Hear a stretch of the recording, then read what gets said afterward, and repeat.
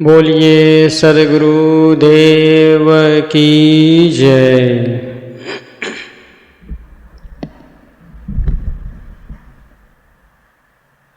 अर्चनीय वंदनीय मुद मंगलमय संत समाज, आप लोगों के बीच कुछ देर कुछ विचार प्रस्तुत है।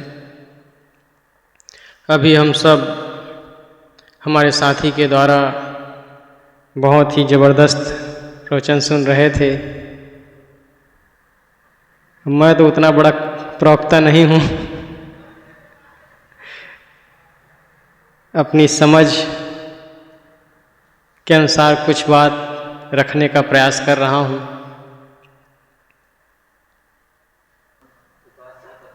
एक बार एक गांव का लड़का एक संत के पास गया और संत से कहता है कि संत जी, जिंदगी क्या है, जीवन क्या है, आखिर क्या है जिंदगी। लोग बहुत कहते हैं जिंदगी जिंदगी जिंदगी को संवारो, जीवन को संवारो, जीवन को सुंदर बनाओ। मैं बहुत सुनता हूँ, आखिर है क्या ये जिंदगी। संत जी बगीचे में खड़े ही थे, बैठे थे। उस बच्चे को एक आम के पेड़ के पास ले गए और पेड़ से एक कच्चा आम तोड़ा और बच्चे को दिया। कहा कि इसे खा कर देखो। बच्चा खाया। जैसे ही एक टुकड़ा खाया तो खट्टा लगा। कहता है, संत जी ये तो खट्टा है। संत ने कहा, अच्छा। फिर दूसरा आम तोड़े, एकदम मस्त पीले पीले, उसको दिया। वो बच्चा लिया, एक निवाला शुरू किया और देखते देखते वो पूरा आम खा गया। संत ने कहा, कुछ समझ आया?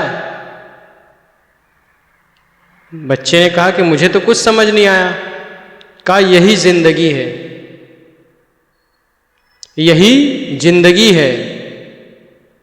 सद्गुरु अभिलाष साहब जी कहा करते थे कि कच्चे आम चिकने भले होते हैं लेकिन खट्टे होते हैं, और पके आम खुरदुरे होते हैं लेकिन मीठे होते हैं। ये जिंदगी की सार है। जब इंसान उथले रहता है, कहते हैं ना, अद्धर गजगरी छलकत जाए। अगर घड़ा आधा पानी भरा है तो आवाज भी करता है और छलकता भी है,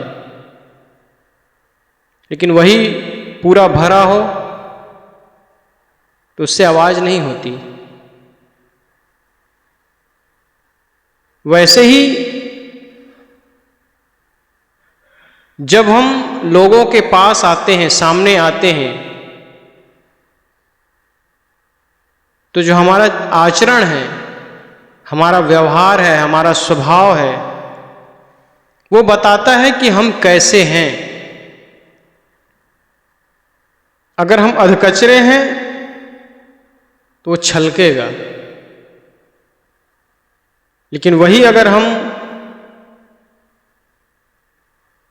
पूर्ण रूप हैं,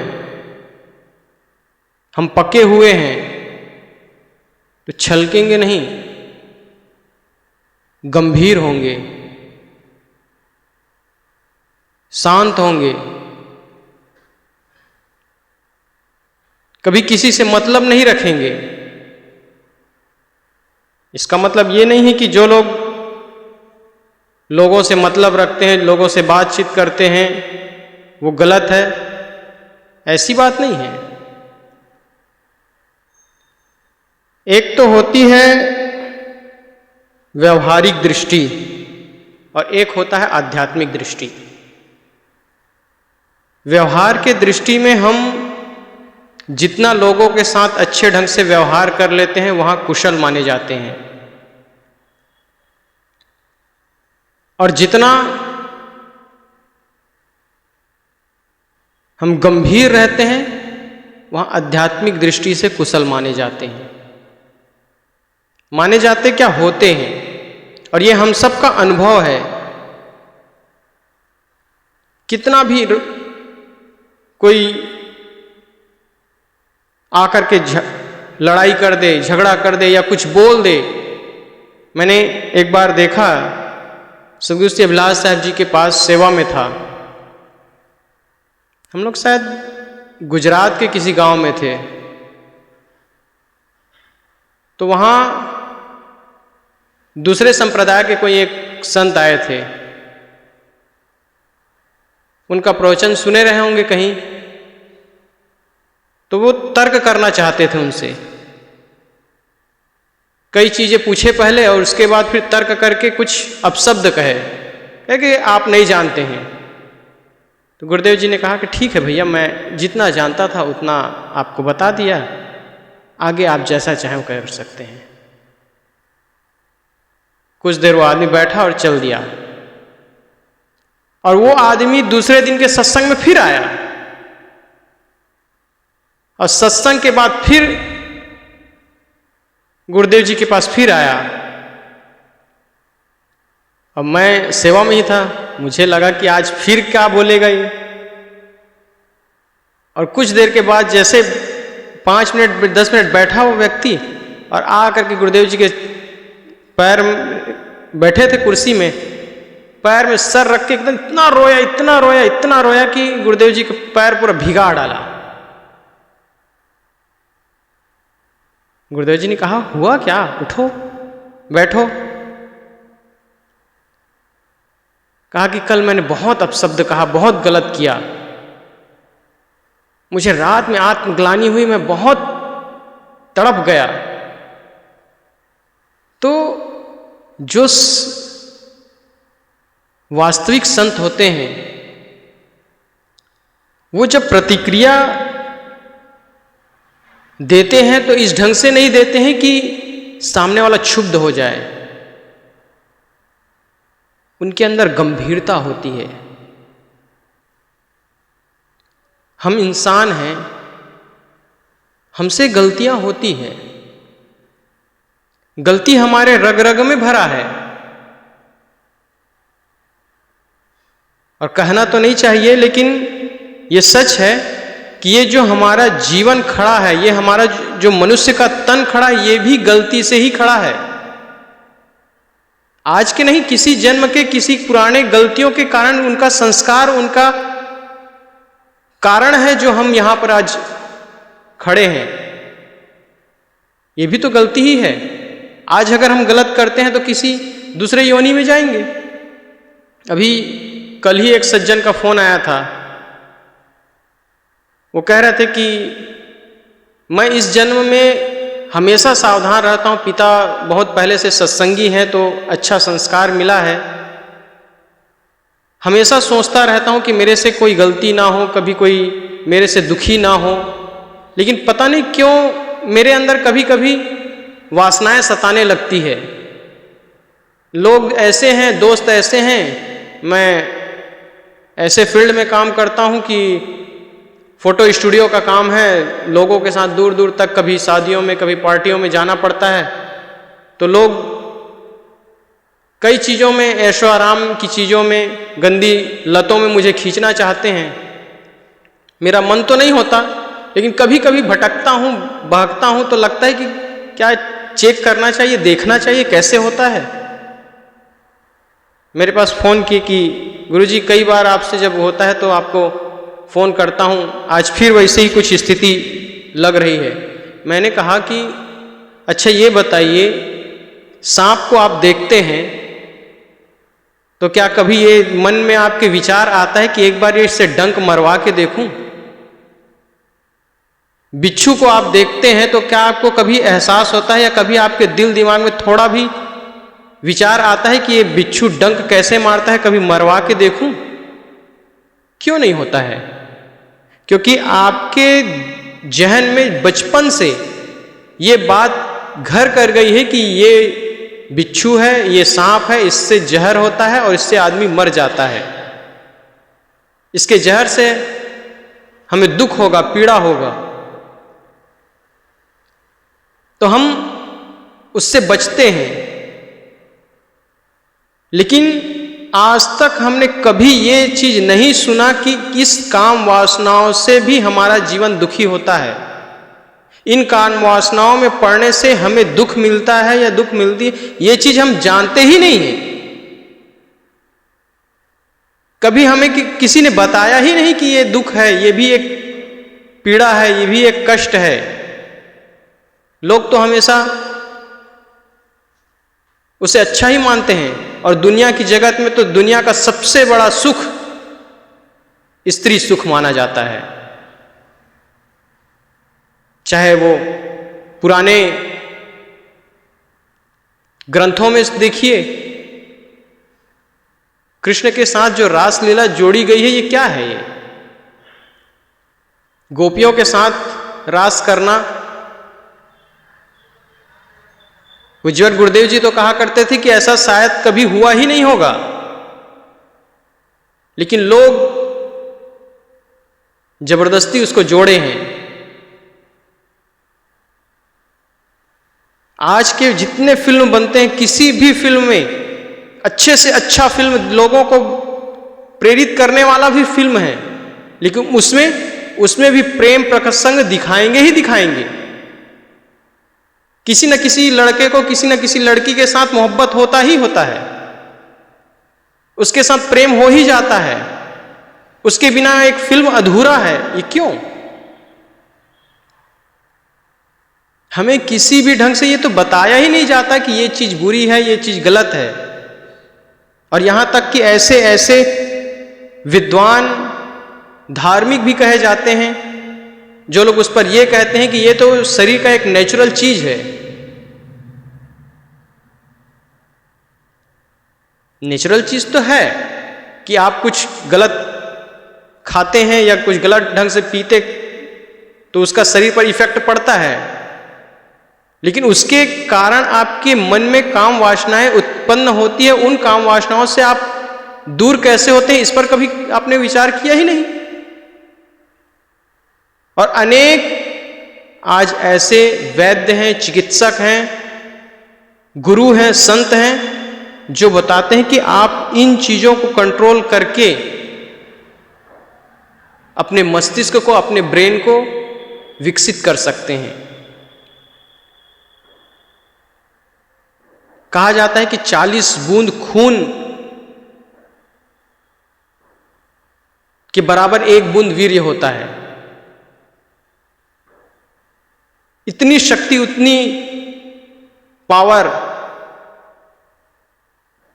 और एक बार बहुत दिन पहले एक वैद्य का किसी कारणवश मैं सर्च कर रहा था कि एलर्जी के लिए कि क्या चीज होना चाहिए, कैसे खान पान होना चाहिए, तो उसमें उन्होंने बताया था कि इस चीज को बनने में निकालने वाले तो एक झटके में निकाल देते हैं, 10 मिनट, 15 मिनट, 20 मिनट में निकाल देते हैं, लेकिन उसको बनने में कम से कम 7 दिन का समय लगता है। कम से कम 7 दिन। 7 दिन तक आपके खून, मेद, मज्जा, आप जो खाए हैं उसका पोषण तत्व वो जब इकट्ठा होता है तब जाके आपको ये शक्ति मिलती है, और उस शक्ति को हम ऐसे ही बर्बाद करने में लगा देते हैं। बल्कि उन्होंने तो ये कहा कि आप इसको जितना कंट्रोल करते हैं, जितना आप इसको संचित करते हैं, उतना आपका मस्तिष्क और मजबूत होता जाता है। जो लोग बहुत ज़्यादा भूलने की बीमारी होती है, जिनको बहुत ज़्यादा विस्मरण का रोग हो जाता है, उनको कहा जाता है कि इसको सबसे पहले इसको कंट्रोल करो। और अनेक आज के समय में देखा जाता है कि जिसको बड़े बड़े संत भी, बड़े बड़े गुरु कहते हैं, धार्मिक कहते हैं, वही इस पे लगे हैं। उन्हीं के साथ ऐसा पकड़ाया जाता है कि ये गलत कर रहे थे। फिर धार्मिकता कहां गई? धर्म में ये दो चीज सबसे ज्यादा बाधक है। पहला है ये प्रेम प्रसंग, स्त्रियों का प्रसंग, जो मतलब वासनाओं की चीजें, और दूसरा है राजनीति। और ये आज के धर्मगुरु, आज के संत, आज के साधु दोनों में सबसे ज्यादा बहक रहे हैं। अनेक ऐसे संत हैं, अनेक ऐसे गुरु हैं, कहना तो अच्छी बात नहीं लगती है हमें, लेकिन कई बार देखता हूं तो अच्छा नहीं लगता है। हमारे ही इस आश्रम में घुसते ही सबसे पहले आपको यहां पर लिखा मिलेगा कि राजनीतिक चर्चा ना करना चाहिए इस आश्रम में, या ना किसी से जाति पाति पूछना चाहिए, ना कुछ नहीं। लेकिन हमारे ही संत जन, कई लोग ऐसे हैं जो मंच पर व्यास गद्दी में बैठ करके भी राजनीतिक चर्चा करते हैं।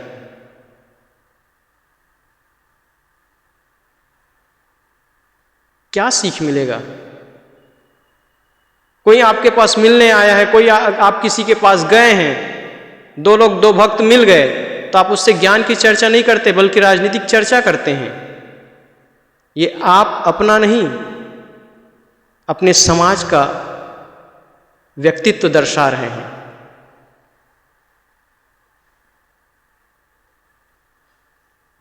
हम किस ढंग से जीवन जी रहे हैं, हम कहां जा रहे हैं,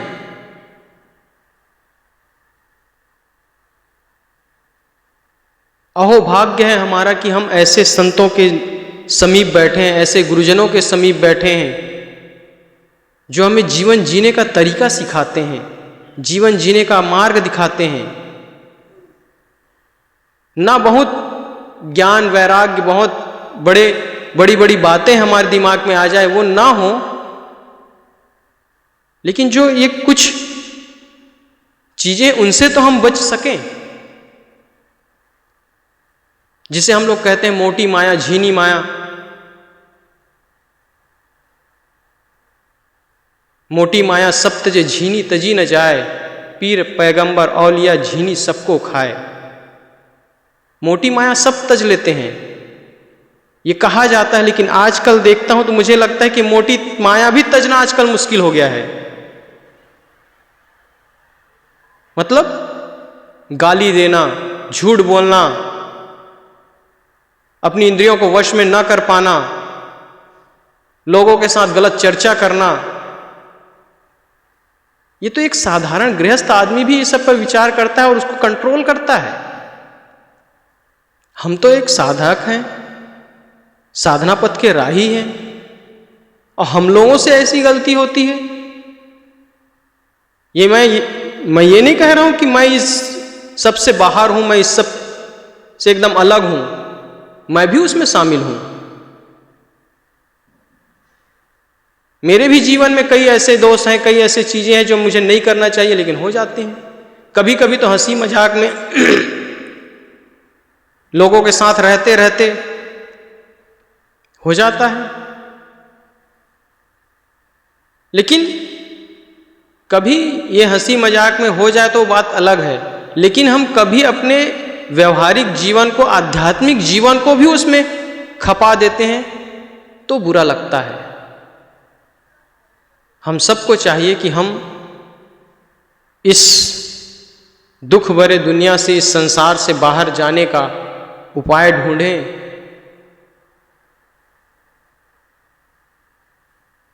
क्योंकि ये सदगुरु अभिलाष साहब जी ने कहा है ना, ये जिंदगी तुम्हारी 2 दिन की चांदनी है, मत भूल ऐ मुसाफिर,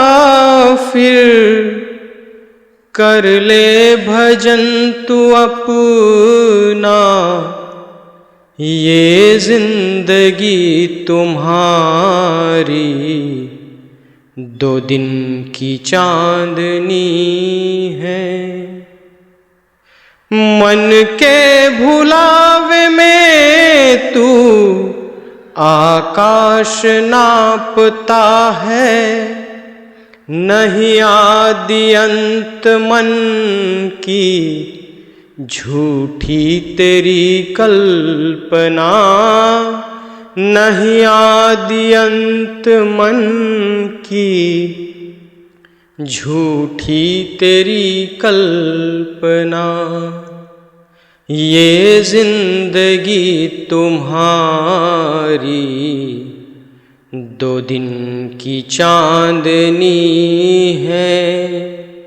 मत भूल ऐ मुसाफिर, कर ले भजन तू अपना। ये जिंदगी तुम्हारी 2 दिन की चांदनी है।